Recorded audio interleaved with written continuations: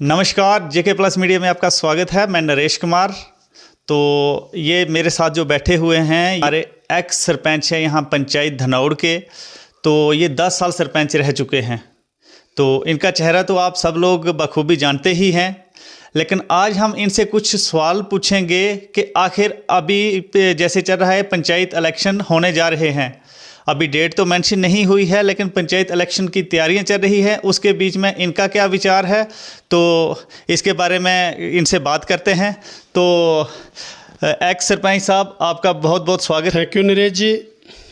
जब भी कोई ऐसा इलाके में कोई काम होता है, कोई अप होता है, कोई डाउन होता है, तो वक्तन फ़वक्तन आप रूबरू होते हैं और हमारी समस्या को जो है एडमिनिस्ट्रेशन तक पहुंचाते हो। तो इसके लिए मैं आपका और आपके चैनल का शुक्रिया अदा करता हूं। तो सरपंच साहब, अभी इलेक्शन आ रहे हैं, तो इस बार फिर कुछ सुनने में कुछ हवा आ रही है कि आपको भी लोग एज अ कैंडिडेट सरपंच देख सकते हैं, ऐसे सुनने में आया है। तो हम जानना चाहते हैं कि आखिर आपका क्या विचार है। देखिए नरेश जी, हमने 10 साल कंटिन्यू मैंने यहाँ धनौड़ की नुमाइंदगी की, सरपंच रहा। अपने टाइम में बहुत सारे, मुझे लगता है हमने काफ़ी काम किए हैं। इसमें कहते हैं ना कि काम बोलता है, काम नज़र आता है। पिछले जो 5 साल का पीरियड हमारे धनौड़ में गुज़रा, हर जगह में मैं घूम रहा हूँ, देख रहा हूँ। 5 साल में मुझे नहीं लगता कि एक पैसे का काम भी किसी जगह पे भी नया काम किया हुआ नज़र आता है। पता नहीं इन 5 सालों में गवर्नमेंट ने पंचायत को फंड्स दिए या ना दिए, वो तो पंचायत वालों को पता हो या गवर्नमेंट को पता है। यहाँ पैसा दिया, कहाँ लगाया, किस जगह पे कौन काम किया है, वो पंचायत वाले जाने।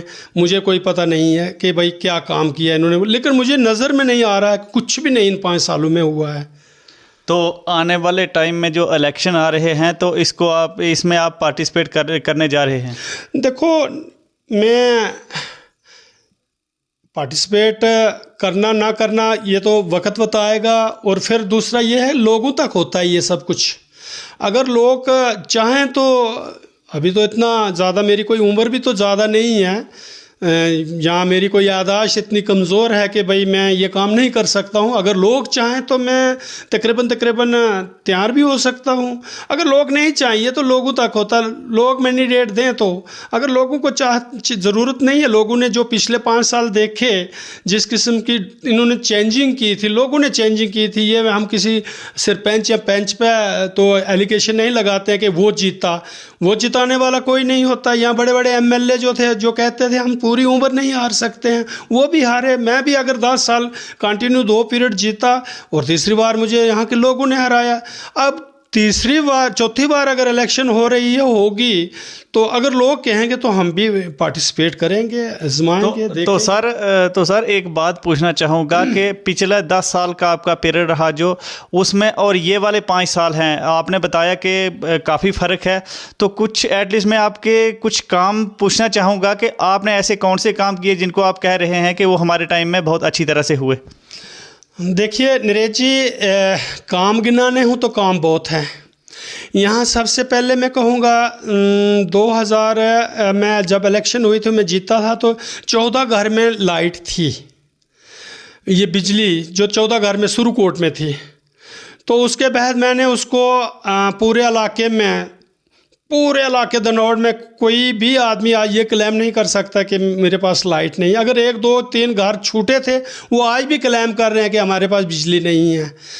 उसके बाद हमने स्कूल, जो बुनियादी लोगों की एक बुनियाद है, वो हमने काफ़ी प्राइमरी स्कूल खुलाए थे। जैसे औंती में है, चोरथल में है, बखली में है, नौचर में है, पदमूला में है, फर्ल में है। जैसे हमने सुरकोट मिडिल स्कूल करवाया, गढ़ मिडिल स्कूल करवाया, हाई सेकेंडरी बनवाई। तो ये ऐसे हमने एजुकेशन के ताहीं भी काफ़ी ज़ोर दे के गवर्नमेंट से हमने डिमांडें की और गवर्नमेंट ने हमें दिया था। हम शुक्रगुजार हैं उस टाइम की सरकार का भी, जिन्होंने हमें ये इतना कुछ दिया। साथ हमने दो बार मैं अपनी पंचायत में मैंने सोलर सिस्टम जो है वो भी लगवाए, जो कि सब्सिडी पे मिलते थे। 500 रुपये में एक वो यूनिट मिलता था। तो हमने पूरे, कोई आदमी उसमें भी अछूत नहीं रहा था। एक बार दुआए, दूसरी बार फिर हमने दिलवाए थे। तो दूसरा पानी का जो था, पानी के बारे में भी हमने काफ़ी इम्प्रूवमेंट की थी, लेकिन जो रहा था वो अभी तक भी रहा है। और जो इस वक्त गवर्नमेंट की एक स्कीम चल रही है, JJM में चल रही है, खाली सूखी पाइपें ज़मीन के ऊपर लटका कर हाउस बनाए हैं, हाउस फट गए, उसमें पानी नहीं। मैंने पिछले दिनों में 12 तारीख को MLA साहब की मीटिंग अरनास हुई थी, वहाँ भी ये सवाल पुट ऑफ किया था। यहाँ काशी सुंदरा एरिया एक मल्ला है जिसमें 3-4 किलोमीटर दूर जाके पानी मिलता है, क्योंकि उनका पानी जो थे सोर्सेज जो थे रेलवे की वजह से ख़त्म हो गए थे। और वहाँ पानी पाइप लगी है, ग्रेविटी भी लगी है, दूसरी ब्रांचें भी लगी हैं, हाउस भी बने, लेकिन महकमा अभी तक नाकामयाब है वो पानी उन लोगों को सप्लाई करने के लिए। अगर सरकार को भी पता चल रहा है, एडमिनिस्ट्रेशन को भी, 3 महीने इस इलाके में बारिश नहीं, तो पहले ही पानी नहीं था, जो कहीं दूर दराज में सोर्स थे वो भी सूख गए हैं। लेकिन मैंने पिछले दिनों में जय साहब को भी कहा था कि भाई वहाँ पानी, उन्होंने कहा था 12 तारीख को, 14 या 15 तारीख को इन लोगों का पानी लग जाएगा। लेकिन आज कल मैं यहाँ काशी एरिया में गया था, वहाँ बहुत सारे लोग इकट्ठे हो गए, मुझे कहने लगे जी आप ही हमारी आवाज़ हैं, आप ही ये हमारा काम करवा सकते हो। तो मैंने उनको कहा था, मैंने ऐसे किया था, जय साहब ने कहा था। एक दिन मैंने फिर जय को फ़ोन किया, कहता है जी वो पता नहीं वेल्डिंग का सामान लेके हमारा ठेकेदार और मज़दूर आ रहे हैं, मिस्त्री आ रहा है, तो हम कल पानी लगवाएंगे। लेकिन आज 1 दिसंबर है, उन लोगों को उस पानी से कोई राहत ना मिली। तो सर अगर आगे इलेक्शन होते हैं तो क्या इसी तरह से जैसे लोग पहले लटक रहे हैं, आपका कहना क्या मतलब है, इसी तरह से ये काम होते रहेंगे? या आपकी बार अगर आप सरपंच बनते हो तो क्या क्या लोगों के लिए सोच के रखा हुआ है आपने? देखिए मेरी सोच बिल्कुल एकदम सही है और सीधी है। मैं पहले भी लोगों को पता है कि मैं सच बोलने वाला आदमी हूँ, जो काम होगा मुझसे मैं वही बेड़ा उठा सकता हूँ, जो मेरे से हो सकता, ज़्यादा मैं बातें नहीं कर सकता हूँ। जो भी लोग यहाँ हमारी लाइबिलिटी है काम की, जितना भी हमारा यहाँ रोड्स हैं या पानी का बिकाया, जो लोगों के पास पानी नहीं पहुँच रहा, वो दिलवाने की काफ़ी कोशिश करेंगे। एजुकेशन में जो हमारे स्टाफ की कमज़ोरी है उसके बारे में हम सरकार से बात करेंगे, वो स्टाफ भी दिलवाएंगे। मेडिकल जो फर्स्ट एड सेंटर हमारा है, काफ़ी देर से अपग्रेडेशन का जो हमारा चल रहा है, वो मेरे टाइम में भी काफ़ी मैंने उसमें ज़ोर लगाया था कि भाई हम इसको करेंगे, ना किसी वजह से ना हुआ।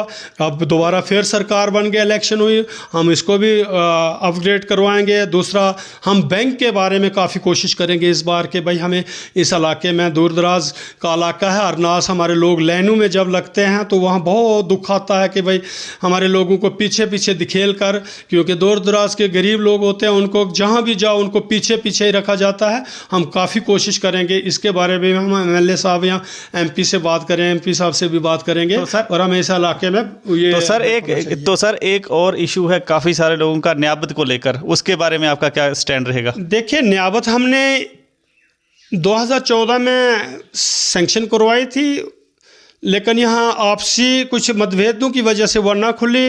और पिछली हमारी जो पंचायत बनी है, इन्होंने कहीं हाई कोर्ट में उसका पता नहीं स्टे करवाई है, गोवा हमने तो मैं तो नहीं जानता हूँ क्या करवाया, लेकिन उसको हाई कोर्ट में ले गए हैं। अब हाई कोर्ट का डिसीजन है वो किस जगह पे बनाएंगे, कैसे बनाएंगे, और जिन्होंने ये केस किया उनको पता होगा वो क्या चाहते हैं, खुलाना चाहते हैं। हमारा काम था, हमने सैंक्शन करवाई थी, हमने लोगों के लिए धनौड़ में सैंक्शन करवाई थी, उसको बिठाना नायब तहसीलदार को यहाँ के लोगों का काम था।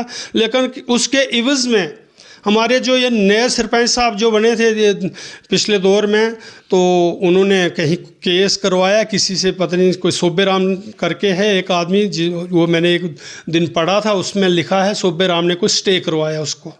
तो राय है इनके बारे में वो भी आप देंगे, और जो काम हुए या नहीं हुए उसके बारे में भी राय दें। हम तो किसी का प्रचार नहीं कर रहे हैं या हमारा कोई प्रचार करने का विचार नहीं है, हम ये चीज़ जानना चाहते थे कि जो इलेक्शन लड़ते हैं हमारे उम्मीदवार होते हैं, जो लीडर बनते हैं, तो जो पहले क्या बोलते हैं और इलेक्शन के बाद में क्या बोलेंगे, या क्या लोगों के लिए, पब्लिक के लिए क्या फैसिलिटी लेकर आने वाले हैं या क्या लाई है, हम वही चीज़ पब्लिक के सामने लाने की कोशिश कर रहे हैं। देखते रहिए JK+ मीडिया। मुझे दीजिए इजाज़त, धन्यवाद।